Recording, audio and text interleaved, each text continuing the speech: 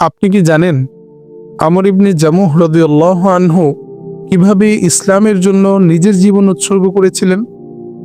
তার ঘরে মূর্তি পূজার স্থান কিভাবে ইসলামের আলোয় আলোকিত হয়েছিল?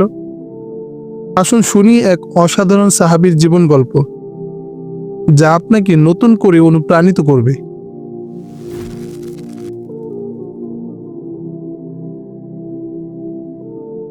আমর ইবনে জামুহ জাহিলি যুগে ইয়াসরিবের এক অন্যতম সর্দার, বনু সালামা গোত্রের অবিসংবাদিত নেতা, মদিনার এক সম্ভ্রান্ত মর্যাদাবান ও দানশীল ব্যক্তিত্ব।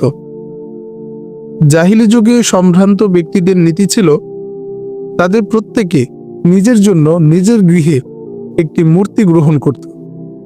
সকাল সন্ধ্যা তার থেকে আশীষ প্রার্থনা করত। বিভিন্ন মৌসুমে তার জন্য পশু বলি দিত। বিপদ আপদে তার নিকট আশ্রয় প্রার্থনা করত। আমর ইবনে জামুহ এর মূর্তিকে মানাত নামে ডাকা হতো। অত্যন্ত মূল্যবান কাঠ দিয়ে তিনি তা তৈরি করেছিলেন। তিনি মূর্তিটিকে খুব যত্ন করতেন, তার সেবা করতেন, মূল্যবান সুগন্ধি দিয়ে তাকে সুভাষিত করতেন। আমর ইবনে জামুহ এর বয়স যখন 60-এর কোঠা পেরিয়ে গেল, তখন ইসলামের প্রথম সুসংবাদদাতা মুসআব ইবনে উমাইর রাদিয়াল্লাহু আনহু এর হাতে মদিনার প্রতিটি ঘর ইসলামের আলোয় আলোকিত হতে লাগল। তখন তার হাতে তার 3 ছেলে মুআওয়াজ, মুআজ, খাল্লাদ ও তাদের সমবয়সী ও খেলার সাথী মুআজ ইবনে জাবাল ইসলাম গ্রহণ করলেন। আর 3 ছেলের সাথে তাদের মাতা হিন্দও ইসলাম গ্রহণ করলেন, অথচ তিনি তাদের ইসলাম গ্রহণের ব্যাপারে কিছুই জানেন না। আমর ইবনে জামুহ এর স্ত্রী হিন্দ দেখলেন ইয়াসরিবের অধিবাসীদের মাঝে ইসলাম ছড়িয়ে পড়েছে। তার স্বামী ও অল্প কিছু লোক ছাড়া সম্ভ্রান্ত ব্যক্তিদের কেউ শিরকে নেই। তিনি তার স্বামীকে ভালোবাসতেন, সম্মান করতেন এবং কাফির অবস্থায় মৃত্যুবরণ করলে জাহান্নামে যাওয়ার ভয় করতেন। এদিকে আমর ইবনে জামুহ তার ছেলেদের ব্যাপারে আশঙ্কা করতেন যে তারা হয়তো তাদের পূর্বপুরুষদের ধর্ম ত্যাগ করবে এবং এই দায়ী মুসআব ইবনে উমাইরের অনুসরণ করবে, যে অল্প কয়েকদিনের মধ্যে মদিনার অনেক লোককে তাদের ধর্ম থেকে বিমুখ করে মুহাম্মাদের ধর্মে নিয়ে গেছে। তাই তিনি তার স্ত্রীকে বললেন, শোনো হে হিন্দ, ওই লোকটির সাথে তোমার ছেলেদের সাক্ষাতের ব্যাপারে সতর্ক থেকো, তার ব্যাপারে আমাদের চিন্তা আছে। হিন্দ বললেন, বেশ, লক্ষ্য রাখব। তবে আপনি কি আপনার ছেলে মুআজ থেকে এ লোক সম্পর্কে সে কি বলে তা শুনবেন? আমর ইবনে জামুহ বললেন, হায়, কি বলো? তবে কি মুআজ আমার অজান্তেই ধর্মত্যাগ করেছে? পুণ্যবতী মহিলা বৃদ্ধ স্বামীর ব্যাপারে শঙ্কাবোধ করে বললেন, না, মোটেও না। তবে সে ওই লোকটির কয়েকটি মজলিসে বসেছে এবং তার কিছু কথা মনে রেখেছে। আমর ইবনে জামুহ বললেন, তাকে আমার নিকট নিয়ে এসো। মুআজ পিতার সামনে এলে আমর ইবনে জামুহ বলল, এই লোকটি কি বলে তার কিছু আমাকে শোনাও। তখন মুআজ বললেন, বিসমিল্লাহির রহমানির রহিম, আলহামদুলিল্লাহি রাব্বিল আলামিন, আর রহমানির রহিম, মালিকি ইয়াউমিদ্দিন, إياك نعبد وإياك نستعين اهدنا الصراط المستقيم صراط الذين أنعمت عليهم غير المغضوب عليهم ولا الضالين। সকল প্রশংসা আল্লাহর জন্য, যিনি নিখিল বিশ্বের প্রতিপালক, যিনি দয়ালু দয়াময়, যিনি বিচার দিবসের মালিক। আমরা আপনারই ইবাদত করি এবং আপনার নিকটই সাহায্য প্রার্থনা করি। আপনি আমাদের সঠিক পথ প্রদর্শন করুন, তাদের পথ যাদের উপর আপনি অনুগ্রহ করেছেন, যারা অভিশপ্ত নয়, যারা পথভ্রষ্ট নয়। আমর ইবনে জামুহ বললেন, এ কালাম তো দারুণ চমৎকার, এ কালাম তো অত্যন্ত সুন্দর, তার সব কথাই কি এমন? মুআজ বললেন, হে পিতা, বরং এর চেয়ে সুন্দর। আপনি কি তার অনুগামী হবেন? আর আপনার গোত্রের সবাই তো তার অনুগামী হয়ে গেছে। বৃদ্ধ কিছুক্ষণ নীরব রইলেন, তারপর বললেন, মানাতের সাথে পরামর্শ না করে আমি কিছুই করব না। আমি দেখব সে কি বলে। যুবক মুয়াজ তখন তাকে বললেন, আব্বা, মানাত আবার কি বলবে? সে এক মুখ বধির কাষ্ঠখণ্ড। বৃদ্ধ তখন কঠোর কণ্ঠে বললেন, আমি তো তোমাকে বললাম তার সাথে পরামর্শ না করে আমি কোনো চূড়ান্ত সিদ্ধান্ত নেব না। আমর ইবনে জামুহ রাদিয়াল্লাহু আনহু মানাতের নিকট গেলেন। আরবদের প্রথা ছিল, তারা যখন মূর্তির সাথে কথা বলতে চাইতো, মূর্তির পেছনে একজন বৃদ্ধা নারীকে দাঁড় করাতো। তারা বিশ্বাস করত, মূর্তি বৃদ্ধার অন্তরে যা ঢেলে দেয় তাই মূর্তি বলে। আমর ইবনে জামুহ এর এক পা খোঁড়া ছিল, তাই ভালো পায়ের উপর ভর দিয়ে সোজা হয়ে দাঁড়ালেন।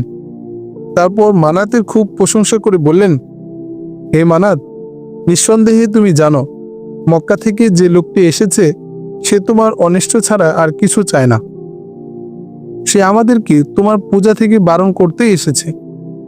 আমি তার চমৎকার সুন্দর কথা শুনেও তোমার সাথে পরামর্শ করার পূর্বে তার অনুগামী হওয়াকে অপছন্দ করছি, সুতরাং তুমি পরামর্শ দাও। কিন্তু মানাত কোনো উত্তর দিল না। তখন আমর ইবনে জামুহ বললেন, তাহলে কি তুমি ক্ষিপ্ত হয়েছ? আমি তো তোমাকে কষ্ট দেওয়ার মতো কিছুই করিনি। কিন্তু ভয়ের কোনো কারণ নেই।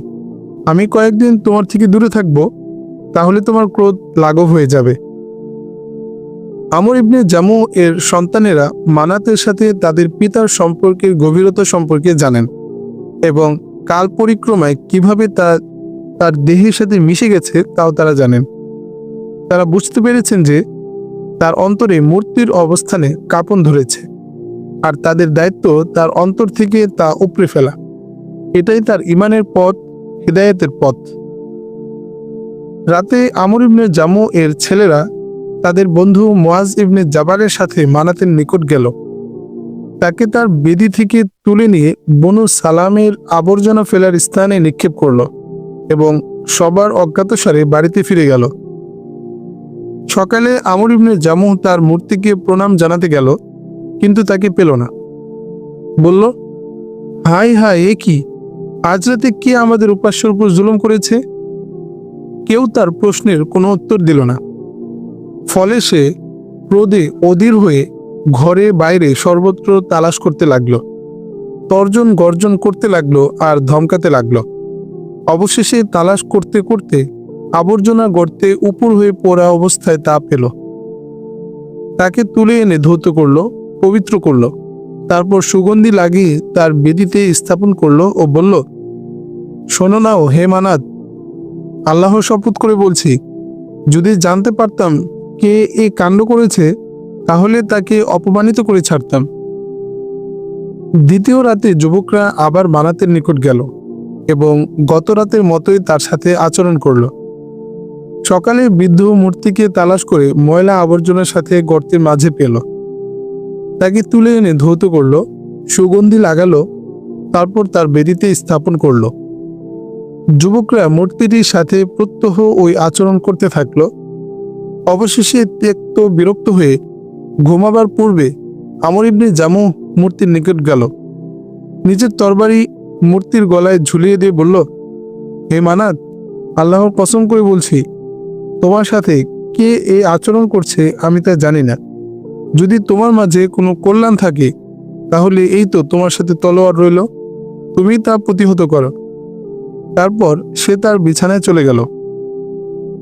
যুবকরা যখন নিশ্চিন্ত হলো যে বৃদ্ধ গভীর ঘুমে নিমগ্ন হয়েছে, তখন তারা মূর্তির নিকট গেল এবং ঘাড় থেকে তলোয়ারটি নিয়ে নিল। তারপর মূর্তিটিকে বাইরে নিয়ে গিয়ে একটি মৃত কুকুরের সাথে রশি দিয়ে বাঁধল। তারপর মৃত কুকুর ও মূর্তিটিকে বনু সালামার এক কূপে ফেলে এলো, যেখানে নাপাকি প্রবাহিত হয়ে গিয়ে জমা হয়। বৃদ্ধ সজাগ হয়ে মূর্তিটিকে না পেয়ে তার সন্ধানে বেরিয়ে পড়ল। খুঁজতে খুঁজতে তাকে মৃত কুকুরের সাথে বাঁধা অবস্থায় কূপে উপর হয়ে পড়া অবস্থায় পেল। তার থেকে তার তলোয়ারটি ছিনিয়ে নেওয়া হয়েছে। এবার সে তাকে গর্ত থেকে তুলে আনল না। তারা মূর্তিটিকে যেখানে নিক্ষেপ করেছে সেখানেই রেখে চলে এলো আর আবৃত্তি করতে লাগলো, ওয়াল্লাহি লাউ কুনতা আলিহান লাম তাকুন আনতা ওয়া কালবুন ওয়াস্তাবিরিন ফি করনিন।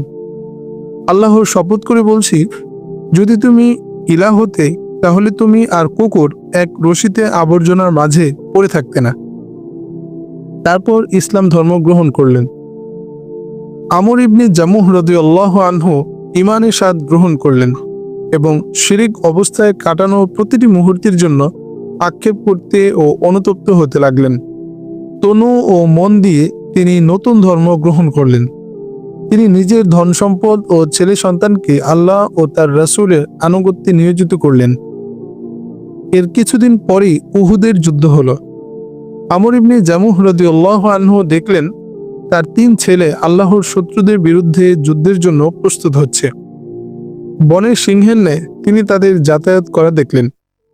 তারা শাহাদাত অর্জন ও আল্লাহর সন্তুষ্টির জন্য ব্যাকুল পাগলপাড়া। অবস্থা ও পরিবেশ তার আত্মমর্যাদাকে উস্কে দিল। প্রতিজ্ঞা করলেন তিনিও তাদের সাথে আল্লাহর রাসূলের পতাকা তলে জিহাদে যাবেন। কিন্তু যুবক সন্তানরা তাদের পিতাকে তার প্রতিজ্ঞা থেকে বারণ করতে একমত হলো, কারণ তিনি বয়োবৃদ্ধ দুর্বল, তদুপরি ভীষণ খোঁড়া। আল্লাহ তাআলা তাকেও জিহাদে গমনে অপারগ ঘোষণা করেছেন। তাই তারা তাকে বলল, হে আমাদের পিতা, নিঃসন্দেহে আল্লাহ তাআলা আপনাকে অপারগ অক্ষম ঘোষণা করেছেন, সুতরাং আল্লাহ আপনাকে যা থেকে দায়িত্বমুক্ত করে দিয়েছেন আপনি সেক্ষেত্রে নিজেকে কষ্টে ফেলবেন না। বৃদ্ধ তাদের কথায় অত্যন্ত ক্ষুব্ধ হলেন এবং রাসূলুল্লাহ সাল্লাল্লাহু আলাইহি ওয়াসাল্লামের নিকট গিয়ে তাদের বিরুদ্ধে অভিযোগ করলেন। বললেন, হে আল্লাহর নবী, আমার এই সন্তানরা আমাকে এই মহাকল্যাণ থেকে আটকে রাখতে চায়। তারা বলে আমি খোঁড়া। আল্লাহর কসম করে বলছি, আমি আমার এই খোঁড়া পা নিয়ে জান্নাতে হাঁটব। তখন রাসূলুল্লাহ সাল্লাল্লাহু আলাইহি ওয়াসাল্লাম তার ছেলেদের বললেন, তাকে ছেড়ে দাও, হয়তো আল্লাহ তাআলা তাকে শাহাদাত দান করবেন। রাসূলুল্লাহ সাল্লাল্লাহু আলাইহি ওয়াসাল্লামের নির্দেশে তখন তারা আর তার পিতার যাত্রাপথে বাধা প্রদান করলেন না। যুদ্ধে গমনের সময় ঘনিয়ে এলে আমর ইবনে জামুহ রাদিয়াল্লাহু আনহু তার স্ত্রীকে চির বিদায়ী ব্যক্তির ন্যায় বিদায় জানালেন। তারপর কিবলামুখী হয়ে আকাশের দিকে দুহাত তুলে ধরলেন ও বললেন, হে আল্লাহ, আমাকে শাহাদাত দান করুন আর আমাকে আমার পরিজনের নিকট ব্যর্থ মনোরথ হয়ে ফিরিয়ে দেবেন না। তিনি তার 3 ছেলে দ্বারা পরিবেষ্টিত হয়ে জিহাদে গমন করলেন আর তার গোত্র বনু সালামার অনেক লোকও গমন করল। যখন যুদ্ধ প্রচণ্ড আকার ধারণ করল এবং লোকেরা রাসূলুল্লাহ সাল্লাল্লাহু আলাইহি ওয়াসাল্লামের নিকট থেকে বিক্ষিপ্ত হয়ে গেল, তখন দেখা গেল আমর ইবনে জামুহ রাদিয়াল্লাহু আনহু অগ্রগামী দলের সাথে ছুটে যাচ্ছেন আর তিনি তার সুস্থ পায়ের উপর ভর দিয়ে লাফিয়ে লাফিয়ে যাচ্ছেন আর বলছেন, নিঃসন্দেহে আমি জান্নাতের প্রত্যাশী, নিঃসন্দেহে আমি জান্নাতের প্রত্যাশী। আর তার পিছনে তার ছেলে খাল্লাদ ছুটে যাচ্ছেন। বৃদ্ধ ও তার যুবক ছেলে রাসূলুল্লাহ সাল্লাল্লাহু আলাইহি ওয়াসাল্লামের পাশে দাঁড়িয়ে যুদ্ধ করতে করতে রণক্ষেত্রে শহীদ হয়ে লুটিয়ে পড়লেন। ছেলে ও তার পিতার শাহাদাত লাভের মাঝে মাত্র কয়েক মুহূর্তের ব্যবধান হলো। যুদ্ধ শেষ হলো। রাসূলুল্লাহ সাল্লাল্লাহু আলাইহি ওয়াসাল্লাম উহুদের শহীদদের দাফন করতে এগিয়ে গেলেন। তিনি সাহাবীদের বললেন, তাদের ক্ষতস্থান ও রক্ত যথাযথ রেখে দাও, আমি তাদের জন্য সাক্ষ্য প্রদান করব। তারপর বললেন, কোনো মুসলমান আল্লাহর পথে বিক্ষিপ্ত হলে কিয়ামত দিবসে প্রবাহমান রক্তসহ উঠে আসবে। সে রক্তের রং হবে জাফরানের রং আর তার সুগন্ধি হবে মিশকের সুগন্ধি। তারপর বললেন, আমর ইবনে জামুহকে আব্দুল্লাহ ইবনে আমিরের সাথে দাফন করো। তারা দুনিয়াতে নিষ্ঠার সাথে একে অপরকে মোহাব্বত করত। আল্লাহ তাআলা আমর ইবনে জামুহের প্রতি এবং উহুদের শহীদ সাহাবীদের প্রতি সন্তুষ্ট হয়েছেন এবং তাদের কবরকে নূর দ্বারা আলোকময় করেছেন।